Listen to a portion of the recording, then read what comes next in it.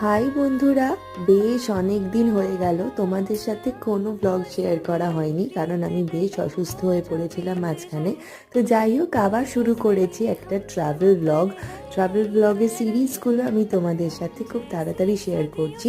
তো এটা আমরা গিয়েছিলাম কিন্তু পুজোর আগে, বেশ আগে, পুজোর পরপরই আমরা গিয়েছিলাম এবং সকলের জামা কাপড় দেখেই বুঝতে পারছো যে ভীষণ গরম ছিল ওই সময়। তো আমরা বেরিয়ে পড়েছিলাম, আমরা নর্থ বেঙ্গলের দিকে, আর গাড়িতেই যাচ্ছিলাম। গাড়িতে যাওয়ার সময় মাঝখানে কৃষ্ণনগরে আমরা লাঞ্চ সেরে নিয়েছিলাম। আর এই রেস্টুরেন্টটা ভীষণ সুন্দরভাবে ডেকোরেশন করা, আর এখানে দেখো থালির মধ্যে অনেক কিছু ছিল, ডাল, পনির, আলু পটলের তরকারি, একটা ছিল ভাজি, এছাড়াও ছিল দই, রসগোল্লা, অনেক কিছু। আর ঠিক ঢোকার মুখেই ছিল এরকম সুন্দর দুটো মন্দির, একটাই ছিল গণেশ আর তিরুপতি, আর এখানে ছিল মা কালীর মন্দির। তারপর কোথায় স্টে করলাম সেটাও দেখতে থাকো।